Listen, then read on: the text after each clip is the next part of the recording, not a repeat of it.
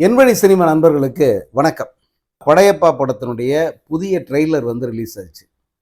இந்த படம் பற்றி பேசுகிற, கேள்விப்படுகிற, வெளியாகிற செய்திகள் எல்லாமே பார்த்தீங்கன்னா ஒரு புது படத்துக்கு நிகரான ஒரு பப்ளிசிட்டியாக தான் உங்களுக்கு தெரியும். அந்த ட்ரெய்லரை பார்த்த அத்தனை பேருமே ரொம்ப புல்லரிக்க வச்சிருச்சிங்க அந்த ட்ரெய்லர் அப்படிங்கிற கருத்தை பதிவு பண்ணியிருந்தாங்க. ரிலீஸ் அப்போ கூட இல்லாத ஒரு ஒரு ஒரு வேவ்ஸை இந்த புதிய ட்ரெய்லர் கிரியேட் பண்ணியிருக்கு அப்படின்னு சொல்லலாம். அந்த படத்தில் நான் முதல்ல சொன்ன மாதிரி முதல் காட்சி ஓப்பனிங் தொடங்கி கடைசி காட்சி வரைக்கும் எல்லாமே தேட்ரிக்கல் எலிமெண்ட் தான் அது. அதே போல் ஒவ்வொரு காட்சியுமே கொண்டாடப்பட வேண்டியது, கைத்தட்டி ரசிக்கப்பட வேண்டிய காட்சிகள் அது ஒன்றும். அதனால் அதுலேருந்து எந்த 4 காட்சிகளை எடுத்து போட்டு நீங்கள் ட்ரெய்லர்னு கொடுத்தாலும் அதை நம்ம பார்த்து செலிப்ரேட் பண்ணிடலாம். அதனால் அதை இன்னும் கவனம் எடுத்து அதாவது ரஜினி சாருக்கு என்ன மாதிரி ஒரு ஹைப் கொடுக்கணுமோ அந்த மாதிரி காட்சிகள், அந்த மாதிரியான வசனங்கள் அதையெல்லாம் முன் வச்சு இந்த ட்ரெய்லரை ரொம்ப நல்லா கட் பண்ணியிருந்தாங்க. பெரிய ட்ரெய்லர் தான்.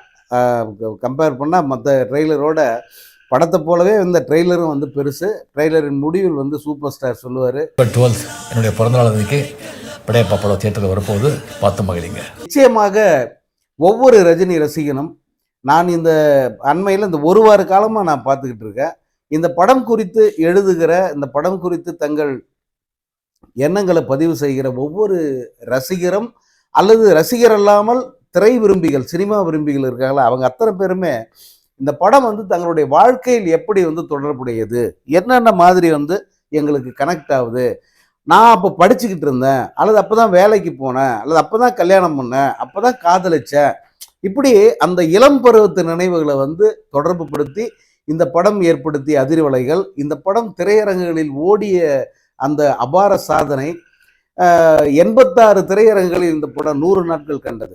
நீங்கள் கற்பனை பண்ணி பாருங்க, ஒரு ஹீரோவோட படம் அந்த காலகட்டத்தில் 86 தியேட்டரில் ரிலீஸ் ஆகிறதே சாதனை.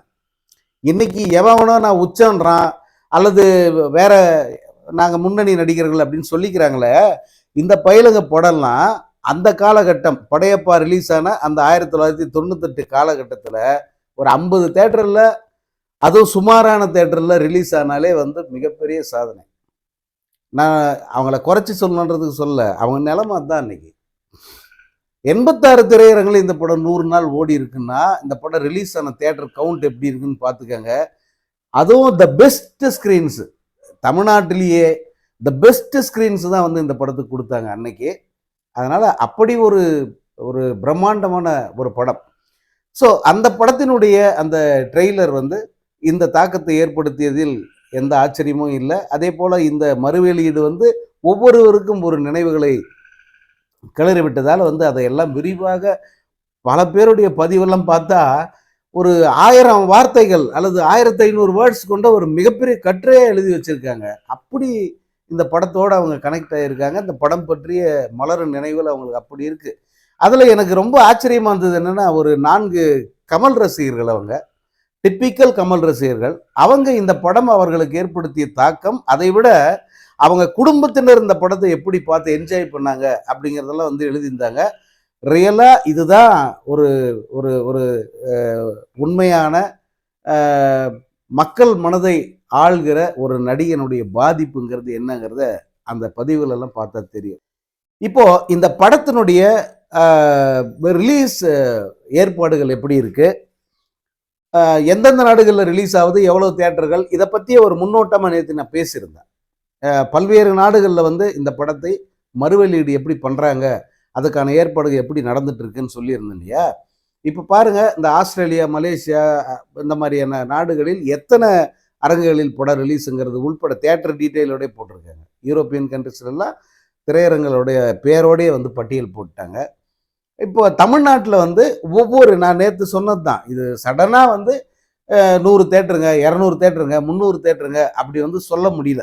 ஏன்னா அந்த தியேட்டர்கள் எதெல்லாம் நல்ல தேட்டரு, ரசிகர்களுக்கு பிடிச்சமான திரையரங்கள், அப்படி தான் அந்த படத்தை ரிலீஸ் பண்ணுறாங்க. சும்மா காமசோமானெல்லாம் ரிலீஸ் பண்ணல.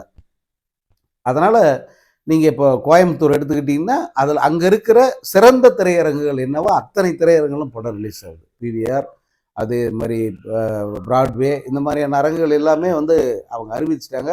அபிஷியலாக வந்து புக்கிங் என்ன அப்படிங்கன்னு போட்டுக்கிட்டு இருக்காங்க. அதே போல் அடுத்தடுத்த கட்ட நகரங்கள் இருக்குல்ல, இப்போ மதுரை, திருச்சி, இப்போ கன்னியாகுமரி, நாகர்கோயில் இந்த மாதிரியான பகுதிகளில் கூட குறிப்பிட்ட அளவு திரையரங்குகளை வந்து இந்த படத்துக்காக வந்து ஒதுக்கியிருக்காங்க.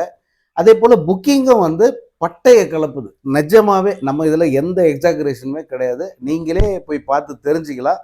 பெரும்பாலான திரையரங்குகளில் முதல் நாள் காட்சிக்கான டிக்கெட்டுகள் விற்று தீர்ந்திருக்கிறது. இத்தனைக்கும் ஒவ்வொரு நாளும் வந்து புது புது அரங்குகள் வந்து அது ஓப்பன் ஆகிக்கிட்டே இருக்குது. ஆக ஆக வந்து டிக்கெட் புக்கிங் வந்து ரொம்ப நல்லா இருக்குது. அதில் ஒரு குறிப்பிட்ட சினிமா மதுரை பகுதியில் இருக்கிற ரிட்ஸி அப்படிங்கிற தேட்டரு, அவங்க ஒரு ஒரு பதிவு வந்து வெளியிட்டிருக்காங்க, ஒரு அறிவிப்பு.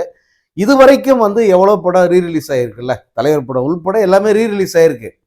அப்படி ரீரிலீஸ் ஆன அத்தனை படங்களினுடைய ஒட்டுமொத்த வசூலையும் இந்த படத்தினுடைய 60% புக்கிங்கே வந்து காலி பண்ணிடுச்சு.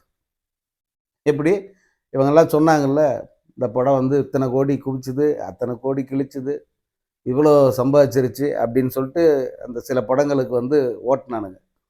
அந்த கில்லி, அப்புறம் குஷி இந்த மாதிரி படங்களுக்கெல்லாம் சினி ட்ராக்குன்ற ஒரு பேஜ் வந்து எவ்வளோ பொய்யான தகவல்களை பரப்புனாங்க அப்படின்ட்டு சிரிப்பாக சிரிச்சு 10 மடங்கு அதிகமாக ஏற்றி சொன்னாங்க.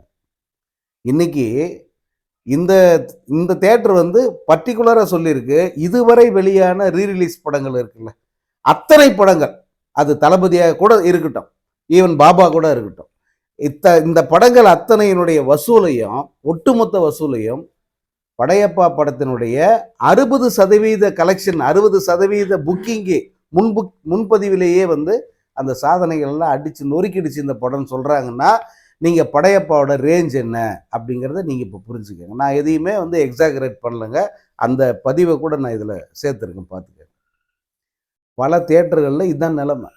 நிறைய நான் தியேட்டர் ஓனர்கள்கிட்ட நான் பேசியிருக்கேன். இந்த படத்தை ரீரிலீஸ் பண்ணுற திரையரங்க உரிமையாளர்கள் ஒரு 4-5 பேரிடம் நான் கேட்ட வகையில், இந்த படத்துக்கான புக்கிங்ன்றது அவங்க எதிர்பாராத ஒரு பெரிய ஒரு ஜாக்பாட் மாதிரி இருக்குது. ஏன்னா தியேட்டர்களில் காற்று வாங்குது, படங்களே இல்லை, ரிலீஸ் ஆன படங்களுக்கு ஆட்கள் வரல.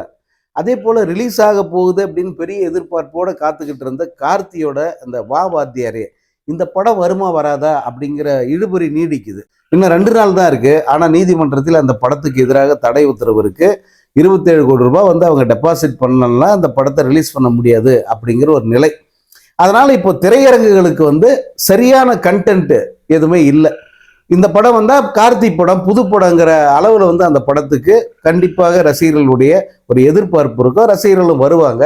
பட் இப்போ அந்த படம் வரமா வராதா அப்படின்ற ஒரு நிலை இருப்பதால் பெரும்பாலான திரையரங்குகளில் இந்த படையப்பாவை மறுவெளியீடு செய்கிறாங்க. ஒரு புது படத்துக்கு நிகராக இந்த படத்தை அந்த வெளியிடுறாங்க.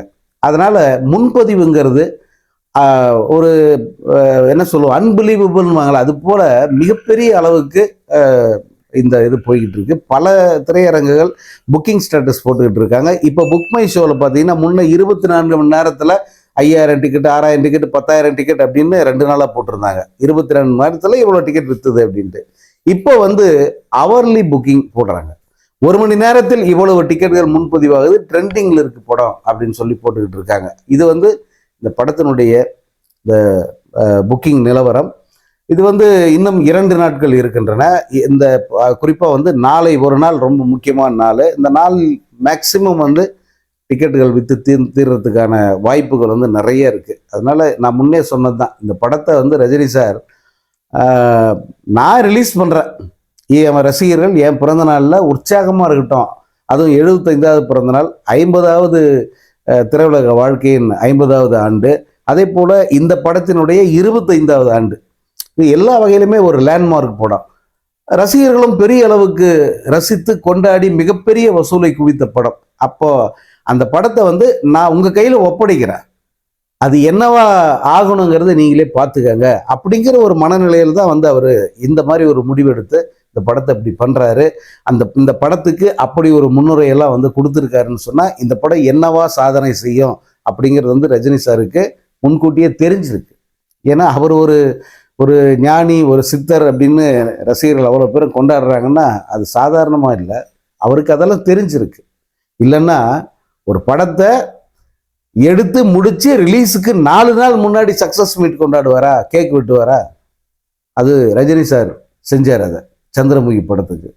அது மாதிரி இந்த படையப்பா வந்து எவ்வளோ பெரிய வெற்றி மறுவெளியீட்டில் அடையும் அப்படின்னு அவருக்கு தெரிஞ்சிருக்கு. அதனால் அந்த வெற்றியை அவர் முன்கூட்டியே செலிப்ரேட் பண்ணால் கூட ஆச்சரியப்படுறதுக்கு இல்லை.